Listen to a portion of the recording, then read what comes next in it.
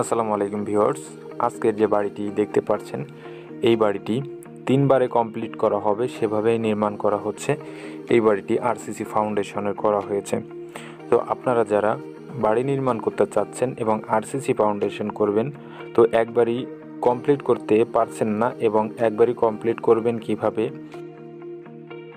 দ্বিধাদ্বন্দ্বে আছেন, তো আজকের এই ভিডিওটি যদি আপনি না টেনে সম্পূর্ণ দেখেন, তো আশা করি আপনার দ্বিধাদ্বন্দ্ব থাকবে না বাড়ি করার ক্ষেত্রে এবং সম্পূর্ণ বিষয়গুলো জানতে পারবেন। তো ভিউয়ার্স, আপনি যদি আমার চ্যানেলে নতুন হয়ে থাকেন তো চ্যানেলটি সাবস্ক্রাইব করে নেবেন এবং যদি নিয়মিত সদস্য হয়ে থাকেন আমার চ্যানেলের, তো অনেক অনেক ধন্যবাদ। তো এখানে যে বাড়িটি দেখতে পাচ্ছেন এই বাড়িটি গ্রেড বিম পর্যন্ত করে কিছুদিনের জন্য ব্রেক নেওয়া হয়েছিল এবং এখন করা হচ্ছে সিঁড়ি এবং কলামগুলো। তো এই কলামগুলো করার পরে এই বাড়িটি ছাদ দেওয়া হবে। তো ছাদ দেওয়ার কিছুদিন পর থেকেই গাঁথুনি করা হবে ছাদের শাটারিংগুলো খুলে নেওয়ার পরে। তো এইগুলো আপনাদের সামনে তুলে ধরার মূল কারণ হচ্ছে আপনারা অনেকেই ভাবতেছেন কিভাবে আপনি কমপ্লিট করবেন বাড়ির কাজ। তো একসঙ্গে যদি আপনি বাড়ির কাজটি কমপ্লিট করতে না পারেন, তো সেই ক্ষেত্রে এভাবে আপনি করতে পারবেন। তো সেজন্য আপনাদেরকে এই বিষয়গুলো দেখানো এবং এই বিষয়গুলো বলার কারণ। তো আপনি যদি এভাবে বাড়িটি নির্মাণ করেন তো সেই ক্ষেত্রে আপনার কোনো সমস্যা হবে না, যেহেতু এটি আরসিসি ফাউন্ডেশনের বাড়ি এবং 2 তলা ফাউন্ডেশন করে এই বাড়িটি করা হচ্ছে। তো দেখতে পাচ্ছেন এখানে গ্রেড বিম করে ফ্লোরে বালু ভরাট করে ফ্লোর ঢালাই দিয়ে রাখা হয়েছিল এবং এখন কলাম এবং সিঁড়ি করা হচ্ছে এবং ছাদ দেওয়া হবে। ছাদ দেওয়ার পরেই কিছুদিন পরে গাঁথনি করেই বাকি কাজগুলো ধাপে ধাপে শেষ করা হবে। তো আপনারা যারা একবারই কমপ্লিট করতে পারবেন না ভাবতেছেন, তো তারা এভাবে বাড়ির ফাউন্ডেশন নিয়ে এভাবে করতে পারেন। তো এই বাড়িটি একতলা ছাদ পর্যন্ত যেতে কত টাকা খরচ হবে এবং কি কি প্রয়োজন হবে, তো সেই বিষয়গুলো জানতে পারবেন এই ভিডিওর ভেতর। তো এখানে যে স্পেসটি দেখতে পাচ্ছেন এগুলো দেখে হয়তো আপনার বুঝতে অসুবিধা হবে কোথায় কি রুমগুলো করা হচ্ছে। তো এখানে ফ্লোর প্ল্যানটি দেওয়া হয়েছে সেটি বোঝানোর জন্য। তো দেখেন এখানে ফ্লোর প্ল্যানটি এই বাড়িটির, তো কিভাবে ডিজাইনটি নেওয়া হয়েছে এই বাড়িটির এবং কোথায় কি করা হচ্ছে। তো এখানে সামনের দিকে সিঁড়িটি করা হচ্ছে 5 ফিট বাই 7 ফিট এবং মেইন যে গেটটি থাকতেছে এই বাড়িটির যে রয়েছে 5 ফিট এবং স্টেয়ার রুম অর্থাৎ সিঁড়িটি থাকতেছে 7 ফিট বাই 12 ফিট এবং এখানে স্ল্যাবটি হচ্ছে সিঁড়ির 3 ফিট বাই 7 ফিট এবং সিঁড়িটা এদিক দিয়ে রাউন্ড করা হচ্ছে এবং এদিকটা দিয়ে ছাদে যাওয়া হবে। তো এখানে ড্রয়িং রুমটি হচ্ছে 17 ফিট বাই 14 ফিট এবং সামনের দিকে যে বেডরুমটি দেখতে পাচ্ছেন এটি 12 ফিট বাই 14 ফিট করা হচ্ছে এবং এই বেডরুমটির সঙ্গে যে ব্যালকনিটি থাকছে তো এটি থাকছে 4 ফিট বাই 10 ফিট এবং এখানে ডাইনিং রুমটি থাকতেছে 7 ফিট বাই 8 ফিট এবং কিচেন রুমটি 5 ফিট বাই 7 ফিট হচ্ছে। এখানে রুমগুলোয় যাতায়াতের জন্য যে ফাঁকা জায়গাটি এটি থাকছে 3 ফিট বাই 7 ফিট। এখানে কমন যে টয়লেটটি থাকতেছে তে এটি 5 ফিট বাই 6 ফিট 3 ইঞ্চি হচ্ছে এবং এখানে যে টয়লেটটি এটি এই বেডরুমটির সঙ্গে অ্যাটাচড, যা 5 ফিট বাই 6 ফিট 3 ইঞ্চি করা হচ্ছে।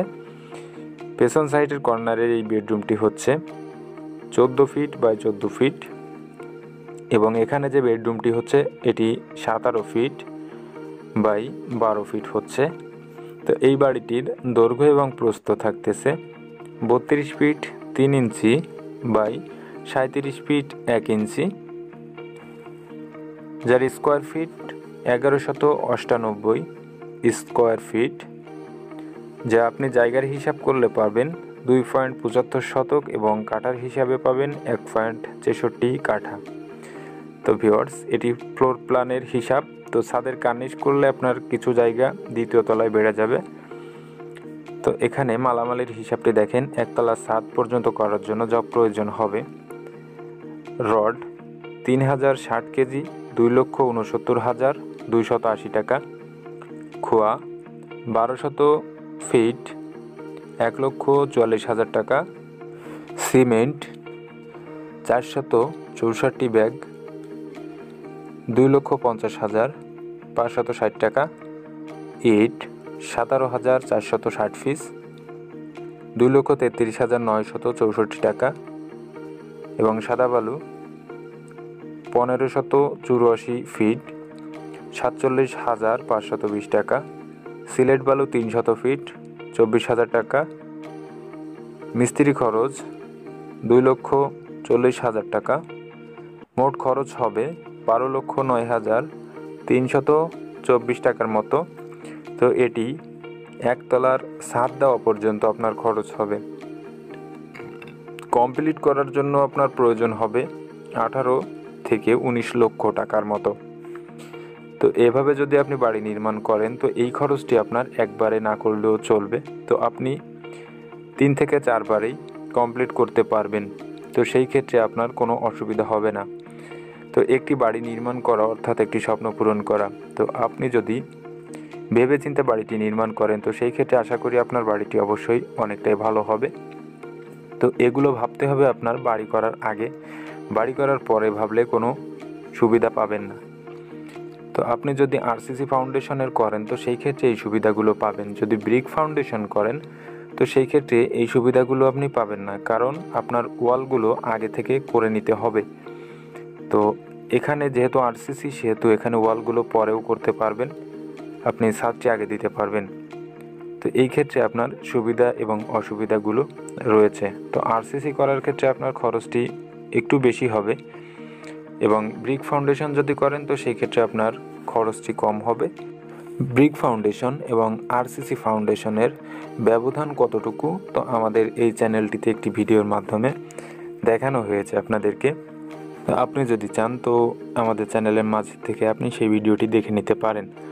তো আরসিসির ক্ষেত্রে আপনার যে খরচটি বাড়বে তো সেটি অবশ্যই আপনার বাড়ি করার জন্য সুবিধাও হবে, যেহেতু এভাবে বাড়িটির প্রোটেকশন বেশি হয়। ব্রিক ফাউন্ডেশনের প্রোটেকশনটি একটু কম হয় এবং ব্রিক ফাউন্ডেশনের বাড়ি সবসময় একতলার বেশি করা ঝুঁকিপূর্ণ। কিন্তু আপনি যদি একতলার বেশি করতে চান তো সেই ক্ষেত্রে আরসিসি অবশ্যই উপকারী এবং বাধ্যতামূলক হবে। তো এখানে আপনাদেরকে বিস্তারিত বিষয়গুলো দেখানো হয়েছে এবং বলা হয়েছে। তো এই বাড়িটির আরও কয়েকটি ধাপে আপনাদেরকে দেখানো হবে কি কি করা হচ্ছে কখন এবং কেমন দেখা যাচ্ছে বাড়িটি কমপ্লিট করার পরে। তো সেই বিষয়গুলো জানতে পারবেন আমাদের এই চ্যানেলের মাধ্যমে। তো বিভিন্ন ডিজাইন, ড্রয়িং এবং ফ্লোর প্ল্যান দেখতে চ্যানেলটি সাবস্ক্রাইব করে নেবেন আশা করি, এবং সম্পূর্ণ ভিডিওটি দেখার জন্য অনেক অনেক ধন্যবাদ। তো ভিডিওটি ভালো লাগলে লাইক, কমেন্ট, শেয়ার করবেন। তো ভালো থাকবেন, সুস্থ থাকবেন। আসসালামু আলাইকুম।